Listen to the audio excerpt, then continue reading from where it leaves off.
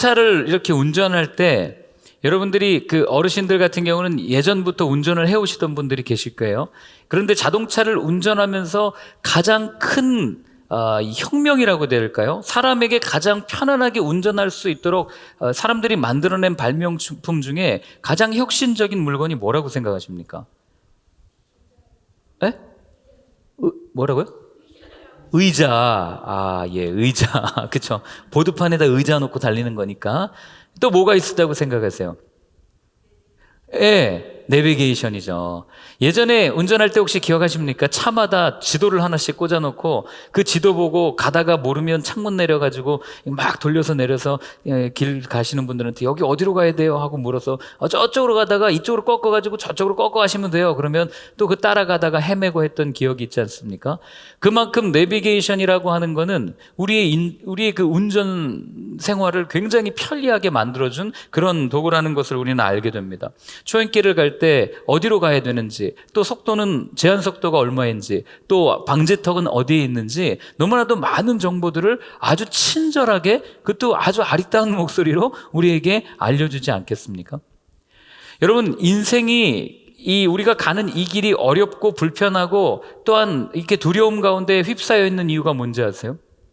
우리의 삶을 인도해주는 내비게이션을 우리가 찾지 못했기 때문에 그렇습니다. 사람들이 내 인생의 이 많은 길, 어려운 길, 아주 긴 길을 가는 동안에 어떻게 하면 내 인생을 조금 더 편하게 갈 수 있을까? 어떻게 하면 내가 맞는 길을 걸어가는지 확인할 수 있을까라고 생각하면서 장착하는 게 많은 내비게이션이라고 불리는 것들을 장착합니다. 그게 뭡니까? 대표적인 것으로 많은 사람들은 권력을 장착하죠. 이 권력이 내 인생을 편안한 길로 인도해 줄 거야. 또 많은 사람들은 돈을 장착합니다. 물질을 장착해요. 내가 소유가 많아지면 내가 더 편한 길을 갈 수 있지 않겠어? 빨리 갈 수 있지 않겠어? 또 어떤 사람들은 쾌락이라는 것을 장착하고요. 또 어떤 사람들은 무엇을 장착합니까? 본능이라는 걸 장착해요. 아무도 믿을 수 없어. 이 육감적인 내 오감, 이게 정확한 거야. 내 느낌이 확실해. 느낌이 싸해. 이거 믿고 가면 돼. 뭘 딴 거 믿을 필요가 뭐가 있어? 많은 사람들은 그렇게 생각하면서 살아갑니다. 오늘 저희가 읽진 않았지만 우리가 오늘 살펴볼 이 본문에 나오는 사울이라는 왕도 자신의 인생의 여정에 있어서 내 삶을 이끌어줄 수 있는 내비게이션을 장착합니다. 그런데 그가 선택했던 내비게이션은 하나님의 말씀이라고 하는 그 하나님의 율법, 하나님의 계명을 따라야 될 왕이 하나님의 말씀을 선택하지 않고 그가 선택했던 내비게이션은 무엇입니까? 바로 권력과 안정이라는 것을 우리는 알게 되는 거예요. 자, 우리 한번 1절부터 4절까지를 한번 같이 읽어볼까요? 1절부터 4절까지 13장 같이 읽습니다. 사울이 왕이 될 때 40세라 그가 이스라엘을 다스린 지 2년에 이스라엘 사람 3,000명을 택하여 그 중에서 2,000명은 자기와 함께 믹마스와 베델산에 있게 하고 1,000명은 요나단과 함께 베냐민 기브아에 있게 하고 남은 백성은 각기 장막으로 보내니라. 요나단이 게바에 있는 블레셋 사람의 수비대를 치매 블레셋 사람이 이를 들은지라. 사울이 온 땅에 나팔을 불어 이르되 히브리 사람들은 들으라 하니 온 이스라엘이 사울이 블레셋 사람들의 수비대를 친 것과 이스라엘이 블레셋 사람들의 미움을 받게 되었다 함을 듣고 그 백성이 길갈로 모여 사울을 따르니라. 아멘. 자, 오늘 여기 보면은 1절에 뭐라고 되어 있습니까? 사울의 나이가 40세라고 밝혀 있고 그 다음에 그가 이스라엘을 다스린 지 2년에라고 되어 있죠. 그가 다스린 지 2년이란 얘기는 횟수로 2년이니까 이제 다스린 지 한 1년 정도 되었을 그 시기였을 겁니다. 1년 정도 지났을 때 다윗이 1년 동안 뭘 했을까요? 1년이라는 시간은 짧으면 짧은 시간이지만 길다면 모든 것을 다 할 수 있는 시간이 사실은 1년이라는 시간입니다. 그 시간 동안에 사울이 어떤 마음을 가지고 어떤 태도로 어떤 자세로 하나님을 섬겨왔는가, 그것은 사울이 어떤 행동을 했는지를 보면 우리는 알 수가 있는 거죠. 근데 오늘 본문에 보면 사울은 어떤 행동을 합니까? 2절에 보면은 이렇게 되어 있죠. 이스라엘 사람 몇 명을 택했다고요? 3,000명을 택했다라고 되어 있죠. 이 이스라엘 사람 3,000명을 택하여, 이거를 제가 원어 그대로 해석을 해드리면 이렇게 해석이 됩니다. 사울이 자신을 위하여 이스라엘 3,000을 선택했다, 이렇게 표현할 수 있어요. 사울이 1년 동안 자기가 왕이 되어서 그가 했던 일이 뭐라고 지금 성경은 설명해 주고 있습니까? 자기 자신을 위해서 상비군을 편성한 겁니다. 3,000명이나 되는. 그리고 그 중에 1,000명은 아들 요나단에게 주어서 이 주둔하게 하고 나머지 2,000명은 누구를 어떤 군인을 지금 선발해 놓은 겁니까? 자기 자신을 호위하는, 자기를 호위의 무사라고 해야 될까요? 아니면 방위 사령부라고 해야 될까요? 어쨌든 자기 자신만을 지키는 호위조로 2,000명을 지금 뽑아놓은 것을 우리는 알게 되는 거죠. 그럼 우린 질문할 수 있어요. 사울은 왜 2,000명이나 되는 사람을 뽑았을까? 여러분, 왜 뽑았다고 생각하십니까?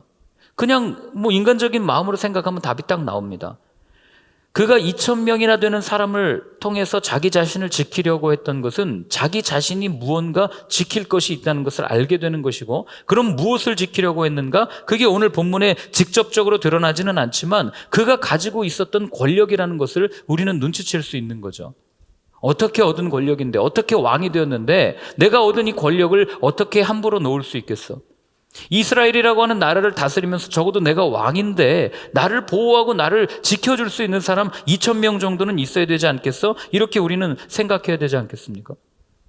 자신의 힘으로 왕이 된 것이 아님에도 불구하고 자기가 이룬 것이라고 착각하니까, 내 것이라고 생각되니까 지켜야 될, 내 거니까 지켜야 될 거 아닙니까? 그러니 그걸 지키기에 급급했던 이런 사울의 모습이 오늘 본문 속에 드러나는 거죠. 그럼 우린 질문해야 돼요. 아니, 이 당시 이스라엘은 우리 뒤에 그 마지막에 읽어보면 나오겠지만 무기가 하나도 없었단 말이에요. 철무기가 하나도 없었어요. 그런데 왜 사울은 전쟁을 벌였을까요? 이게 사울의 마음을 알 수 있는 정확한 포인트입니다. 사울이 전쟁을 벌인 이유는 딱 한 가지예요. 사울이 전쟁을 통해서 왕으로 인정받았기 때문에 그렇습니다. 우리가 앞에서 살펴보았던 암몬이라는 나라와의 전쟁에서 하나님의 영이 임해서 사울이 나가서 승리하죠. 그리고 사울은 그때부터 온 이스라엘의 왕으로 추대받습니다. 그리고 오늘 이 블레셋이라고 하는 나라와의 전쟁을 통해서 사울은 이제 어떻게 됩니까? 완전히 꼬꾸라지게 되는 이 경고를 한번 받게 되죠. 하나님으로부터. 너 그러면 안 돼. 그리고 나중에 이제 우리가 15장에서 살펴보겠지만 아말렉과의 전쟁을 통해서 사울은 완전히 무너져 내려버리는 그런 모습을 우리에게 들려주는 거죠. 그러니까 사울의 삶은 전쟁과는 뗄래야 뗄 수 없는 거예요. 왜 그렇습니까? 전쟁을 통해서 사람들이 나를 인정했기 때문에 이 전쟁에서 또 나가서 이 전쟁을 일으키고 공격하고 사람들이 그럼 나를 또 인정해 주겠지. 내가 가지고 있는 권력을 잃지 않는 유일한 방법은 바로 이 전쟁을 통해서 내가 인정받는 길밖에 없어라고 사울은 생각했던 것이라는 것을 우리는 알게 되는 거죠. 자신에게 힘이 생기니까 나를 어떻게 보호해야 되나, 그리고 내게 힘이 생기니까 어디를 공격할까, 어디를 칠까, 내가 가지고 있는 힘을 과시해서 내가 왕이다라고 하는 것을 드러내고 싶은 사울의 마음이 이 가운데 드러나는 겁니다. 만약에 이 사울이 과시하고 싶은 마음으로 전쟁을 하지 않았더라면, 여러분, 하나님이 세우셨잖아요. 그럼 전쟁하기 전에 누구한테 지금 물어야 됩니까? 하나님께 먼저 묻는 게 맞아요. 올라가겠습니까? 쳐야 되겠습니까? 아니면 가만히 있어야 되겠습니까? 그런데 그렇게 하지 않고 말도 없이 그냥 보낸단 말이죠. 그리고 나서 뒤에 나오겠지만 이 예배를 드리는데 결국에는 하나님의 뜻대로 드리는 예배가 아니라 내가 일으킨 전쟁, 내가 인정받고 싶어서 만들어낸 그 전쟁, 내가 과시하고 싶어서 만들어낸 그 전쟁을 무모하기 위해서, 어떻게 이 정당성을 부여하기 위해서 예배를 드렸다는 것을 우리는 알게 되는 거죠. 여러분, 하나님께서 우리에게 능력을 주신 이유가 뭐예요? 사울에게 능력을 왜 주셨습니까? 이유는 딱 한 가지입니다. 우리 에베소서 한번 찾아보실래요? 신약성경 에베소서 4장 12절 말씀이에요. 에베소서 4장 12절. 에베소서 4장 12절 같이 한번 읽겠습니다. 이는 성도를 온전하게 하여 봉사일을 하게 하며 그리스도의 몸을 세우려 하심이라. 아멘. 하나님께서 우리에게 은사를 주시고 능력을 주시고 하나님의 은혜를 주신 이유는 딱 이 한 가지 이유입니다. 그리스도의 몸을 세우기 위함이에요. 그래서 그 앞에 보면은 뭐 어떤 사람은 사도로 세웠고, 어떤 사람은 선지자로, 어떤 사람은 복음을 전하는 자로, 어떤 사람은 목사와 교사로 삼으셨다. 다양한 모습으로 세우셨다는 것을 하나님께서 말씀해 주시고, 그렇게 세우신 이유가 무엇입니까? 각각의 모양으로 세웠으면 각각의 역할을 담당할 수 있는 능력과 은혜를 주시는데, 그럼 그것을 주신 이유가 무엇입니까? 그리스도의 몸을 세우려 하기 위함입니다. 예, 우리 용어로 얘기하면 공동체를 세워가기 위함입니다. 이 당시 사울의 이 관점으로 생각하면 나라를 건강하게 세워가기 위해서 하나님께서는 사울에게 능력을 주신 거예요. 은혜를 주신 겁니다. 그런데 사울은 그 하나님의 은혜를 하나님을 위해서 사용한 것이 아니라 나 자신을 보호하고 나 자신을 과시하고 내 권력을 지키기 위한 수단으로 사용했다는 것을 오늘 성경이 말해주는 거죠. 제가 지난주에 사실 살짝 이 본문을 묵상하다가 많이 부끄러웠어요. 사울은 하나님께서 주신 능력을 하나님을 위해서 사용하지 않고 자기 자신의 안위와 자기 자신의 이름을 내기 위해서 사용하는 그 모습을 보면서 제가 지난주 화요일인가요? 수요일 날 이걸 묵상하면서 엄청 비웃었어요. 야, 참 어떻게 이렇게 사나 그랬는데, 여러분 그거 아세요? 제가 똑같은 모습으로 살고 있더라고요. 뭐 아시겠지만 저희 교회는 예배 인도자가 없습니다. 그리고 반주자도 없어요. 그래가지고 기도해요. 왜 안 주실까? 얼마나 고생하십니까? 이렇게 오셔가지고 되지도 않는 찬양 제 목소리로 들으셔야 하고 같이 불러야 되니 얼마나 힘들겠어요. 제가 그걸 알아요. 그래서 하나님 앞에 기도합니다. 하나님 언제요? 좀 주세요. 보내주세요. 그런데 정말 그 사람들이 와요. 가끔 와서 같이 사역을 하고 싶다고 마음을 나눠줍니다. 그런데 제가 아무리 기도해도 응답이 떨어지질 않아요. 제가 하나님이 응답을 주셔야 뭐 가서 말을 하고 같이 하자고 할 텐데 그런 말씀을 안 주시니까 그냥 저는 거기서 또 하나님 또 왜요? 하나님 이렇게 기꺼이 마음을 나눠주셨는데 또 왜 그렇습니까? 그래서 제가 지난주 이 본문을 묵상하다가 그 원인이 다른 데 있지 않고 저한테 있다는 것을 제가 깨닫고 얼마나 부끄러웠는지 몰라요. 여러분 하나님께서 오늘 여기 보시면은요 능력을 주신 이유가 뭐예요? 그리스도의 몸을 세우려 하기 위함이다 라고 분명하게 말씀을 주셨어요. 그런데 그리스도의 몸 공동체를 세우려고 하는 그 목적보다 하나님께서 우리에게 주신 능력을 가지고 저는 쥐스케어라고 하는 처치를 세우기 위해서, 쥐스케어라고 하는 교회를 세우기 위해서 마치 누군가에게 젊은 목사가 개척했더니 교회가 안정되고 참 능력 있네라는 그런 인정과 말을 듣고 싶어하는 제 시꺼먼 속마음을 제가 지난주에 솔직하게 봤어요. 한 자매랑 이야기하다가 유명해지고 싶은 거 아니에요? 라는 말을 듣고 제가 깊이 고민을 했어요. 정말 내가 유명해지고 싶은가? 그래서 제가 지난주에 아내랑 이런저런 이야기하다가 그런 고민까지 했어요. 정말 내가 하고 있는 모든 온라인을 다 멈출까? 정말 내가 유명해지고 싶어서 이렇게 발광하고 있는 건가? 이런 생각을 제가 진지하게 했던 적이 있습니다. 그러니 제가 그런 마음을 가지고 교회를 세워가려고 하고 그런 마음을 가지고 예배 인도자를 세우고 그런 마음을 가지고 반주자를 세우려고 하니 하나님께서 이 가운데 기름 부어주실 리가 없죠. 뗐으면 들어주시겠죠. 하나님 제발요, 난 죽어도 못하겠습니다. 이러면 세워주시지 않겠습니까? 그런데 그 마음의 중심을 보시는 하나님께서 제 마음을 지난주에 투명하게 보게 해주신 거죠. 저는 지난주에 이제 제가 밥을 하는 한 주였습니다. 저희는 가위바위보 진 사람이 하거든요. 밥을 하는데 너무 배고픈데 밥이 빨리 안 되는 거예요. 이게 전기밥솥에 올려놓고 나면은 이렇게 일정 시간이 지나면 뜸 들인다는 그 안내 메시지가 나오잖아요. 그때 딱 알았어요. 하나님께서 뜸을 들이는 시간이 분명히 필요하구나. 하나님께서 우리에게 능력을 주시고 은혜를 주시고 하나님의 몸된 교회를 세워가시기 위해서 내 의지를 가지고 내 생각을 가지고 빨리빨리 이루어졌으면 하는 마음이 있지만 그러나 하나님께서 뜸을 들이는 시간이 필요하시구나. 그리고 하나님께서 이 뜸을 들이시고 나면 반드시 하나님께서 함께 비전을 품고 함께 꿈을 꾸는 그런 형제자매님들을 보내주셔서 함께 아름다운 공동체를 세워갈 수 있겠구나 라고 하는 분명한 마음을 지난주에 제가 받았습니다. 부족하지만 앞으로도 계속 저와 함께 찬양을 하시고 하나님이 세워주실 때까지 이렇게 기도 부탁드리려고 제가 말씀드린 거예요. 자, 우리 이어서 5절 한번 같이 읽어보겠습니다. 블레셋 사람들이 이스라엘과 싸우려고 모였는데 병거가 3만이요 마병이 6,000명이요 백성은 해변에 모래같이 많더라. 그들이 올라와 베다인 동쪽 믹마스에 진침해. 아멘. 자, 이스라엘이 블레셋을 공격했다는 이야기를 이제 블레셋 이 왕궁이라고 해야 될까요? 들은 거죠. 블레셋 정부가 들은 겁니다. 그리고 어떻게 하냐면 군대를 정규군을 이제 파병하는데 거기 보면은 병거가 3만이요, 마병이 6천이요, 백성은 해변에 모래같이 많더라 이렇게 표현도 있어요. 마병이 6천인데 병거가 3만이라는 게 조금 말이 안 되긴 하지만 이게 필사 과정의 실수라고 이야기하기도 하고 이 3만이라는 이 만이라는 단어가 분대를 의미하는 단어이기 때문에 이게 좀 그렇게 되지만 어쨌든 본문 그대로를 보면 병거가 3만입니다. 마병이 6천이에요. 백성은 해변에 모래같이 많다. 이 얘기는 해변에 모래같이 많다는 얘기예요. 성경에서 하늘에 별과 같이 많을 거야. 이거는 무지하게 많다는 얘기를 문학적으로 표현한다고 생각하시면 됩니다. 자, 지금 어쨌든 수없이 많은 군사가 이렇게 오니까 여러분 얼마나 두렵겠어요. 이에 대한 이스라엘의 반응이 6절과 7절이에요. 같이 한번 읽습니다. 이스라엘 사람들이 위급함을 보고 절박하여 굴과 숲풀과 바위 틈과 은밀한 곳과 웅덩이에 숨으며 어떤 히브리 사람들은 요단을 건너 갓과 길르앗 땅으로 가되 사울은 아직 길갈에 있고 그에 따른 모든 백성은 떨더라. 지금 어떻게 되어 있습니까? 모든 백성은 지금 떨고 있는 거예요. 그러니 여러분 이 전쟁 뭐 할 필요 있습니까? 이미 시작도 전에 다 떨고 있는데 이미 다 진 거 아니겠어요?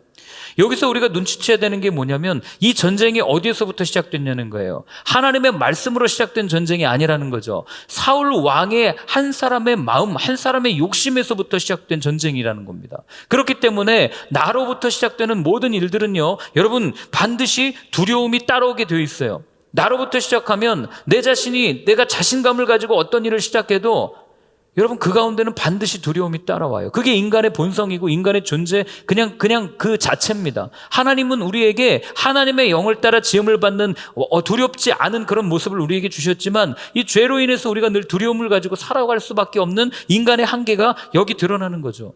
그런데 여러분 사람이 두려우면 어떤 일을 행하는지 아세요? 조급해지기 시작합니다.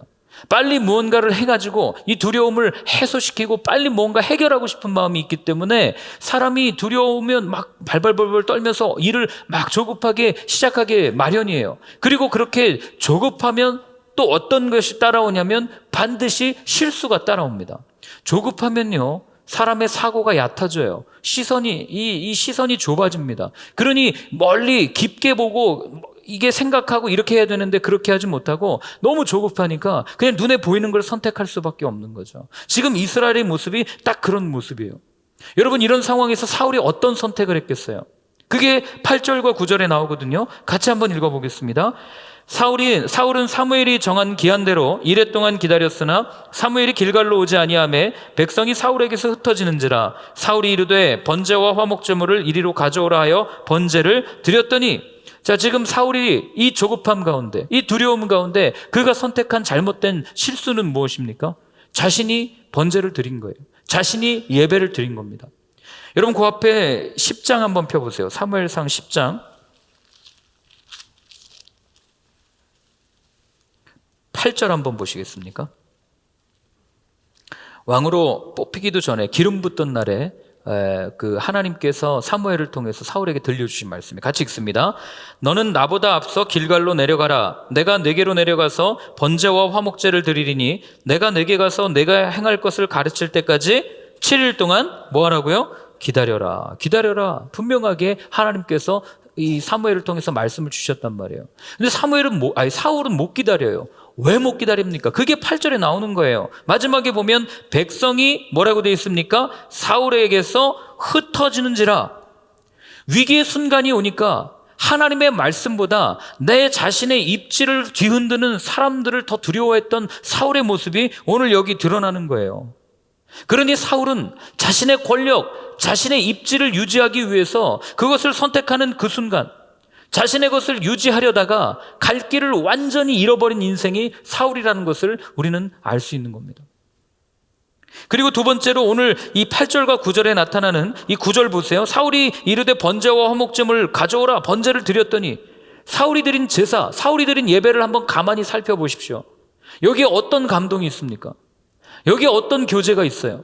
예배는 교제 아닙니까? 제사는 하나님께서 불완전한 사람과 만나기 위해서 만들어주신 통로 아니에요? 놀라지 마십시오. 저기 주차 그 소리예요.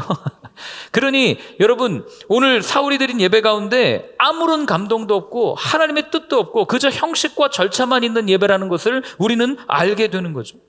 이게 무슨 말이냐면요. 여러분 사울이 살아계신 하나님, 인격적인 그 하나님을 지금 뭐로 만들어버린 거예요? 돌덩어리로 만들어버린 거예요. 쇠 조각으로 만들어버린 겁니다. 나무 조각으로 만들어버린 거예요. 하나님과 교제하면서 하나님의 말씀을 듣고 하나님께서 뭐라고 말씀하시나, 하나님은 나에게 어떤 것을 들려주시나, 하나님 들려주세요라고 이런 교제가 일어나는 그런 예배를 지금 일방적으로 자신의 권력을 유지하기 위해서, 자신의 입지를 지키기 위해서 그냥 그렇게 내가 이렇게 예배드립니다 하고 형식과 절차를 가지고 예배를 드린 이 모습은 결국 하나님 앞에 사형 선고를 내린 거랑 똑같은 거예요.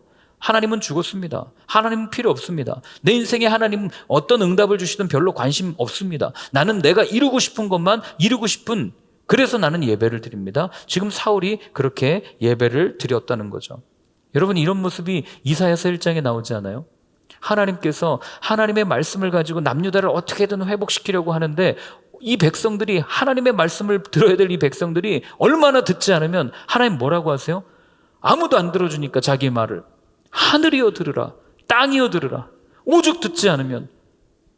한번 찾아보실래요? 이사야, 제 거짓말하는 거 아니고요. 이사야서 1장 2절 말씀이에요. 이사야서 1장 2절. 네, 구약성경 이사야서 1장 2절 같이 한번 읽겠습니다. 하늘이여 들으라, 땅이여 귀를 기울이라. 여호와께서 말씀하시기를 내가 자식을 양육하였거늘 그들이 나를 거역하였도다. 소는 그 임자를 알고 나귀는 그 주인의 구유를 알건만은 이스라엘은 알지 못하고 나의 백성은 깨닫지 못하는도다. 그리고 여러분 11절 12절 한번 읽어보시겠습니까? 이 모습이 이미 사울 왕 때에 드린 예배의 모습과 똑같아요. 같이 읽습니다. 여호와께서 말씀하시되 너희의 무수한 재물이 내게 무엇이 유익하뇨? 나는 수량의 번제와 살찐 짐승의 기름에 배불렀고 나는 소송아지나 어린 양이나 수렴소의 피를 기뻐하지 아니하노라. 너희가 내 앞에 보이러오니 이것을 누가 너희에게 요구하였느냐? 내 마당만 밟을 뿐이니라. 지금 제사를 수없이 드리고 예배를 이렇게 많이 드리고, 오늘날로 얘기하면 가정 예배 드리고 가정에서 통독하고 말이에요. 그 다음에 주일날마다 교회 와서 예배 드리고 매일 아침마다 와서 함께 예배를 드리는데, 오늘 하나님 뭐라고 그러냐면 이 예배 다 필요 없다는 거예요. 너희는 내 앞에 보이러 오니 이것을 누가 너희에게 요구하였느냐? 나와는 어떤 교제도 없고 내가 무엇을 원하는지는 알 생각도 하지 않고 그저 너희들은 내 마당만 밟을 뿐이니라. 하나님께서 분명하게 이야기를 하고 있는 겁니다. 여러분, 결국 이렇게 형식만 남은 예배가 나중에 남유다를 완전히 분열시키는, 이 심각한 균열을 초래하는 그런 원인이 되었다는 것을 절대 잊으시면 안 됩니다. 그럼 여기서 우리가 한번 질문을 던져야 됩니다. 나는 과연 오늘 어떤 예배를 드리고 있습니까? 여러분들은 오늘 어떤 예배를 하나님 앞에 드리고 있습니까? 이 예배를 드리기 위해서 얼마나 기도로 준비하셨어요? 얼마나 하나님 앞에 하나님께서 원하시는 나의 삶을 드리기 위해서 그렇게 우리는 준비하며 예배를 드리냔 말이에요. 때로는 하나님의 방법이 아닌 내 편의와 내 만족을 위해서 예배를 드릴 때가 저도 있습니다. 예배를 드리면 마음이 편안하거든요. 말씀을 읽으면 마음이 편안하거든요. 오늘 설교하기 전에 제가 성경을 일부러 안 읽었어요. 길어서 안 읽었다 이렇게 오해하실 수 있겠지만 그건 아니고, 저 성경 읽는 거 무지하게 좋아합니다. 그래서 예전에 성경 이거 다 녹음해가지고 만들지 않았어요. 그런데 왜 안 읽었냐면, 우리 안에 어느샌가 예배 설교 듣기 전에는 하나님의 말씀을 읽어야 하고, 그 말씀을 읽지 않으면 이거 예배 맞아? 말씀이 없는데 라고 하는 불편한 마음이 우리 가운데 혹 생겼다면, 우리의 머릿속에 예배는 이렇게 드려야 되고 찬양을 해야 되고 기도를 해야 되고 이런 어떤 형식과 절차가 이미 우리의 머리 가운데 새겨졌다면, 물론 그것도 예배이지만, 그러나 그 이전에 그것 모든 것을 뛰어넘어서 우리 가운데 역사하시는 하나님을 놓치고 있다면, 여러분, 우리가 드리는 예배는 어쩌면 사울이 드리는 예배와 너무나도 똑같은 거예요. 제가 제일 답답한 게 그래요. 교회 오시는 분들 중에 어떤 분이 그래요. 왜 이 교회는 사도신경 안 해옵니까? 사도신경 안 해오는 뭐가 문제가 됩니까? 하나님의 말씀이 선포되면 되죠. 그래서 우리가 기억해야 될 것은, 어떤 사람이 만든 전통과 어떤 관습도 하나님의 말씀보다 중요한 건 있을 수 없다는 거예요. 하나님의 말씀보다 앞서는 것이 있다, 하나님보다 더 중요한 것이 있다고 말하는 혹시 그런 분들이 계시다면, 여러분 그냥 거기서 멀리 떠나십시오. 바울이 이야기한 것처럼 그냥 거기서 멀리 떠나세요. 우리에게 정말 중요한 것은 하나님의 말씀이지, 우리에게 정말 중요한 것은 내 삶을 바라보시고 이 시대를 향해 말씀하고 외치고 제발 좀 들어달라고, 하늘이여 땅이여 귀를 들으라, 귀를 기울여라 말씀하시는 그 하나님의 외침을 듣는 것이지, 우리가 만든 것을 고수하고 이게 맞습니다, 장로교가 맞습니다, 감리교가 맞습니다, 성결교가 맞습니다, 교리가 절대적으로 옳습니다 라고 말하는 아니라는 것을 우리가 꼭 기억하셨으면 좋겠어요. 자, 우리 10절부터 12절까지 같이 한번 읽습니다. 번제 드리기를 마치자 사무엘이 온지라 사울이 나가 맞으며 문안하매 사무엘이 이르되 왕이 행하신 것은 무엇이냐 하니 사울이 이르되 백성은 내게서 흩어지고 당신은 정한 날에 오지 아니하고 블레셋 사람은 믹마스에 모였음을 내가 보았으므로 이에 내가 이르기를 블레셋 사람들이 나를 치러 길갈로 내려오겠거늘 내가 여호와께 은혜를 간구하지 못하였다 하고 부득이하여 번제를 드렸나이다 하니라. 아멘. 세상에 이유 없는 행동은 없다고 우리 다 그렇게 알고 있지만 오늘 사울이 자기 자신을 어떻게 변호하는지 한번 들어보세요. 거의 3단 종합 세트 이렇게 얘기하듯이 얘기해요. 바울이래요. 사울에게 지금 닥친 위기가 뭡니까? 첫 번째, 거기 보면은 11절에 보면 뭐라 그래요? 백성은 내게서 흩어졌다. 그죠? 싸울 군인이 없는 겁니다. 두 번째, 사무엘은 내게 오지 않았다. 세 번째, 블레셋은 모였다. 이런 상황이라면 그래 사울도 그럴 수 있지 않겠어? 라고 우리가 이해할 수 있지 않겠어요? 그러니 사울은, 우리와 똑같은 생각을 하는 사울은 지금 뭐라고 얘기합니까? 부득이하여 내가 예배를 드릴 수밖에 없었습니다라고 자기 정당방위하는 거예요. 난 정당방위했습니다. 자기 합리화를 하는 겁니다. 여러분, 이렇게 핑계와 변명 그리고 자기 합리화하는 것을 오늘날의 언어로 뭐라고 하는지 혹시 아십니까? 많이 들어보셨을 거예요. 예전에 한 철학자가 이것을 주장했는데 상황윤리라는 말로 설명할 수 있어요. 상황윤리가 뭡니까? 그 사람의 상황이 되어보니까 당연히 그럴 수 있어. 그런 환경 속에서는 누구라도 그런 선택을 했을 거야 라고 분명하게 이야기를 하는 거죠. 그러나 여러분, 상황윤리가 절대적이어서는 절대로 안 됩니다. 상황윤리로 오늘날 우리가 폐해를 입는 분들을 제가 많이 만났는데 단적인 예지만 이런 거죠. 상황윤리의 폐해가 이런 거예요. 사람 죽여놓고 내가 술 취해서 그랬습니다. 내 술 취해서 내 인지 능력이 없었고 내가 판단 능력이 떨어졌기 때문에 내가 한 건 실수입니다라고 여러분 주장하면 그래 술 취했으니까 그렇게 되겠지. 술 취하고 사람 쳐놓고요. 교통사고 내놓고 내가 술 먹어서 그랬습니다. 이게 말이나 됩니까? 그럼 술을 안 먹었어야죠. 이게 맞는 거 아니겠어요? 그런데 오늘날 이런 상황윤리 때문에 너무나도 이 포스트 모더니즘 시대가 어떤 그 객관적인 그 진리가 없는 세상이다 보니까 너도 옳고 나도 옳고 네 상황도 옳고 내 상황도 옳다. 이게 너무 보편화되어 가지고 말이에요. 언제부턴가 절대 기준이 사라져버리고 하나님의 말씀보다도 그냥 우리의 삶이 먼저가 되어버리는 이런 세상 속에서 우리는 살고 있다는 것을 우리가 놓치면 안 돼요. 근데 여러분, 이 상황윤리가 맞다면 우리 이렇게 말할 수 있어요. 내가 죄성을 가지고 있는데 죄 짓는 거 당연한 거 아니겠습니까? 내 상황이 그런데? 여러분, 예수님 왜 죽은 거예요? 예수님 왜 부활하신 겁니까? 왜 하나님은 우리에게 이런 죄라고 이걸 말씀을 해주셨겠냔 말이에요. 여러분, 이 차이를 우리가 분명하게 인식을 해야 되는 거죠. 하나님께서는요, 분명하게 죄를 분별하기 위해서 우리에게 말씀을 주셨고, 예수님께서는 그 죄로부터 우리가 승리하게 하시기 위해서 십자가를 지신 것 아니겠어요? 성경을 가만히 보면 변명과 자기 합리화는요, 결국 인간의 죄성에서부터 시작된다고 끊임없이 우리한테 이야기를 해줍니다. 그렇기 때문에 내가 무조건 핑계하고 변명하고 나를 합리화시키면서 내가 처해 있는 상황이 옳습니다라고 무조건 그게 옳다라고 말하는, 이게 얼마나 위험한 일인지를 우리가 알아야 되는 거죠.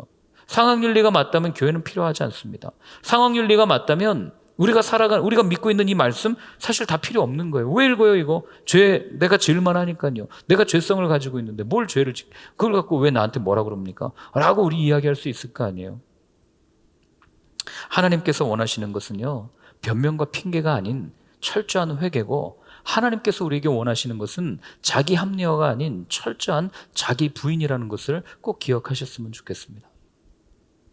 그리고 두 번째로 제가 이 본문을 읽으면서 여기 보면은 사울이 그러거든요. 부득이하여 내가 번제를 드렸다 이렇게 하는데, 만약에 사울이 조금만 더 기다렸으면 어땠을까 이런 생각을 한번 해봤어요. 여러분 생각은 어떠세요? 왜 못 기다렸을까? 물론 여기 이런 이유가 있지만, 그런데 사울이 기다리지 못했던 한 가지 이유가 더 있습니다. 그게 16절부터 23절까지 나오는데요. 같이 한번 읽어보겠습니다. 16절부터 23절까지 말씀이에요. 같이 읽습니다.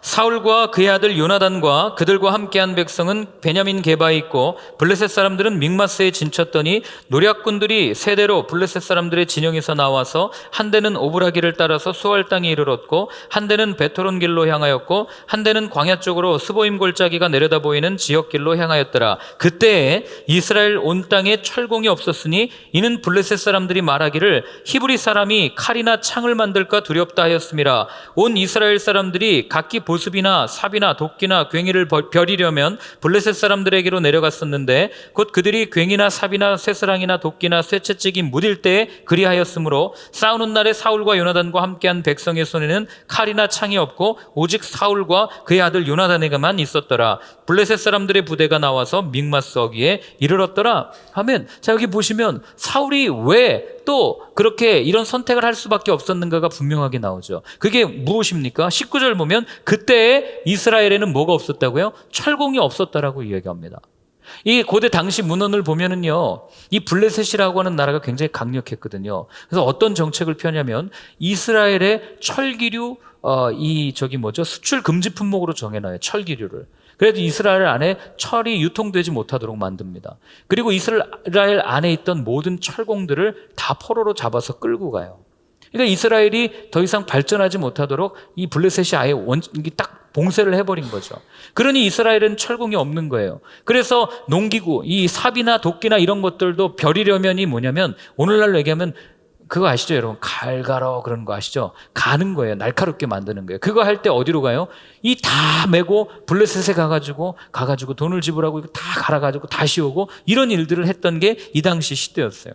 그러니 여러분 한번 생각해 보세요. 머릿속으로 그려지지 않습니까? 지금 전쟁하려고 이 양 군대가 쫙 진영을 이렇게 딱 벌이고 있는데 블레셋 군대는 투구를 쓰고 손에 칼을 들고 화살촉, 철로 만든 화살 이 부대를 가지고 정예 병사들, 정규군이 쫙 일렬로 서 있는데 이스라엘은요, 뭘 들고 있는 거예요? 지금 농기구 들고 있는 거예요. 삽 들고 있고 도끼 들고 있고 곡괭이 들고 있고, 이스라엘의 그 사울이랑 왕과 요나단만 칼과 창을 가지고 있고 나머지는 다 그렇게 서 있는 거죠. 전쟁이 되겠습니까? 이런 모습을 보았더라면 여러분, 사울이 여기서 이렇게 더 행동하면 안 됐죠. 왜요? 본인이 암몬과의 전쟁을 이미 한번 경험했거든요. 암몬과의 전쟁할 때는 뭐 이스라엘 손에 칼이 있었겠습니까? 아무것도 없었잖아요. 그런데 내 능력이 아니라 하나님의 능력이 우리 가운데 임하니까, 하나님의 영이 임하니까 아무것도 아닌 우리가 하나님의 영을 힘입어서 저 강력한 암몬 군대를 무찔렀던 그 경험을 사울이 생각했더라면 이렇게 쉽게 예배를 드리지는 않았을 거라는 거죠. 그런데 사울은 그렇지 못하고 조급함 가운데 이런 선택을 합니다. 자, 그때 사울에게 어떤 결과가 주어집니까? 우리 13절부터 15절까지를 읽겠습니다. 13절부터 15절이요. 사무엘이 사울에게 이르되 왕이 망령되이 행하였도다. 왕이 왕의 하나님 여호와께서 왕에게 내리신 명령을 지키지 아니하였도다. 그리하였더라면 여호와께서 이스라엘 위에 왕의 나라를 영원히 세우셨을 것이거늘 지금은 왕의 나라가 길지 못할 것이라. 여호와께서 왕에게 명령하신 바를 왕이 지키지 아니하였으므로 여호와께서 그의 마음에 맞는 사람을 구하여 여호와께서 그를 그의 백성의 지도자로 삼으셨느니라 하고, 사무엘이 일어나 길갈에서 떠나 베냐민 기브아로 올라가니라. 사울이 자기와 함께한 백성의 수를 세어보니 600명 가량이라. 참 안타깝죠. 뭐라고 얘기합니까? 왕의 나라가 길지 못할 것입니다라고 사무엘을 통해서 하나님께서 말씀해 주시는 거예요. 그럼 여러분, 저는 그런 생각해요. 이때 사울이 돌아섰더라면, 이런 생각을 늘 합니다. 여러분, 하나님께서 왕의 나라가 길지 못할 거야 라고 말씀하셨다고 해서 사울을 정말 버리셨을까요? 어떻게 생각하십니까? 하나님이 이렇게 말씀하셨다고 해서 사울을 완전히 버리셨을까? 저는 아니라고 봅니다. 왜냐하면 하나님은 노하기를 더디하고 인자와 진실이 많은 분이 우리 아버지시거든요. 그럼 우리는 이 이야기를 다 알기 때문에 무슨 소리예요? 여기 보면은 마음에 맞는 사람을 구해서 지도자로 삼으셨다라고 말씀하셨으니까 다윗 세우는 거 아닙니까? 우리는 그렇게 이야기할 수 있어요. 그러나 여러분, 성경 잘 읽어보십시오. 다윗은 언제 처음 등장합니까? 사울이 한 번 더 실수하고 완전히 하나님으로부터 떠나 있을 때, 그때 하나님께서는 다윗을 세우세요. 그게 사무엘상 16장부터 나오는 거예요. 그러니 이때까지는 아직 기회가 있는 거예요. 1차 경고를 준 거예요. 뭐 우리 용어로 얘기하면 집행유예예요. 아직 뭐 형이 집행된 것도 아닙니다. 지금 그런 상황 가운데 사울이 차라리 이때 하나님 잘못했습니다 라고 하고 그냥 돌아왔더라면, 왜요? 우리 하나님이 어떤 분이시게요? 여러분 한번 보실래요? 요엘서 2장 13절 14절인데요. 요엘서 2장 13절 14절이요. 요엘서 2장 13절 14절 같이 읽습니다. 너희는 옷을 찢지 말고 마음을 찢고 너희 하나님 여호와께로 돌아올지어다. 그는 은혜로우시며 자비로우시며 노하기를 더디하시며 인애가 크시사 뜻을 돌이켜 재앙을 내리지 아니하시나니 주께서 혹시 마음과 뜻을 돌이키시고 그 뒤에 복을 내리사 너희 하나님 여호와께 소제와 전제를 드리게 하지 아니하실는지 누가 알겠느냐. 아멘. 이게 하나님이시라고요. 하나님 한번 말씀해. 여러분, 제가 이거 아침 예배 때도 말씀드렸는데, 제가 어렸을 때 부모님한테 너무 좀 함부로 대해가지고 저희 어머니 아버지가 화가 나셔가지고 너 호적에서 파버릴 거야 이런 말했다고 저 호적에서 파했습니까? 저 아직도 호적에 올라져 있어요. 어머니가 그렇게 이야기하셨다고 아버지가 그렇게 이야기했다고 해서 자식 호적을 파는 부모가 어디 있습니까? 그건 진짜 없는 거죠. 그런데 하나님도 똑같다니까요. 이렇게 분노하셨다고 해서 왕의 나라가 길지 못할 겁니다라고 얘기했다고 그걸로 끝난 게 아니라 지금 한 번 경고 준 건데 이때 돌아왔더라면. 그러니 여러분, 우리가 성경을 읽으면서 알 수 있는 게 뭡니까? 말씀과 말씀 사이에 직접적으로 드러나 있지 않지만 그 가운데 숨겨져 있는 하나님의 마음은, 적어도 오늘 본문에 따르면 하나님은 이런 경고를 듣고 사울이 하나님 앞에 회개하고 하나님 앞에 온전히 돌아오기를 바라는 그 마음이 이 문맥 속에 숨겨져 있는 겁니다. 근데 사울은 그걸 캐치하지 못했어요. 그러니 어떻게 합니까? 자기 마음대로 제사를 드린 거죠. 여러분, 어려운 상황이 우리 앞에 펼쳐질 때 조급함과 그리고 두려움으로 살아갈 수 있지 않은 유일한 방법은 뭔지 아세요? 하나님의 말씀은 반드시 이루어집니다. 하나님의 말씀은 확실합니다라고 하는 그 확신과 분명한 믿음, 그것이 이 난관 속에서, 어려움 속에서 우리를 흔들리지 않게 하는 유일한 방법이라는 거예요. 제가 오늘 마지막으로 이런 어려운 상황 속에서 이 사울과는 좀 대조적으로 끝까지 흔들리지 않았던 한 사람을 소개해드리고 마치려고 합니다. 이 사람의 이름은 목사님이세요. 디트리히 보네포라는 목사님이십니다. 아시는 분들은 아실 거예요. 이분은 아주 부유한 명문 가정에서 태어났습니다. 이분이 태어나고 활동하던 당시에 세계 정황은 어떤 적이었냐면, 아시다시피 히틀러 정권이 있었던, 나치 정권이 있었던 시대였어요. 이분은 25살에 미국에서 누구예요? 아주 유명한 교수님, 갑자기 이름이 생각이 안 나는데, 그 교수님으로부터 박사학위를 지도받고 교수 자격을 부여받습니다. 그러니 그냥 눈 감고 모른 척하면 너무나도 평안한 삶이 주어질 수 있는, 어떻게 보면 사울이 그토록 바랬던 권력과 안정이 주어지는 그런 삶을 선택할 수 있는 분이 바로 보네포라고 하는 목사님이셨어요. 근데 이분은 당시에 많은 독일의 목사님들이 히틀러 정권을 옹호합니다. 하나님께서 이렇게, 이건 맞아요. 성경도 그렇게 번역을 하고 해석을 합니다. 그런 상황 가운데 이건 도저히 아닌 거예요. 하나님 말씀을 읽다 보니까 이건 말도 안 되는 얘기입니다. 그래서 이분은 확신을 가졌어요. 하나님의 말씀은 왜곡될 수 없고 하나님의 나라는 분명히 이루어질 겁니다라는 확신을 갖고 무엇을 만드냐면 고백교회라는 교단을 하나 만들어요. 그래서 히틀러에게 뭘 합니까? 저항운동을 시작해요. 그분이 남겼던 그 목사님이 남겼던 유명한 말 여러분 아실 거예요. 미친 사람에게 어떻게 운전대를 맡길 수 있냐. 그런 사람은 끌어내려야 되지 않겠냐. 이런 말을 남긴 목사님이에요. 이분이 43년에 체포가 돼가지고 45년 39살의 나이로 사형을 당합니다. 조금만 더 참았더라면 할 텐데. 그런데 이분이 어떻게 이렇게 살 수 있었는가, 어떻게 사울과는 다른 삶을 살 수 있었는가, 이게 이분이 그 사형당하기 바로 전에 1944년 12월 19일인가요? 9일인가요? 약혼녀였던 마리아라고 하는 여인에게 썼던 편지에 그 답이 들어있습니다. 제가 한번 읽어드리려고 해요. 제가 여기다 이렇게 딱 써왔는데 한번 읽어드릴게요. 제목은 Von guten Mächtig이라는 단어예요. 영어로 얘기하면 From good powers 이런 뜻이죠. 선한 능력으로 이런 뜻이에요. 제가 읽어드릴게요.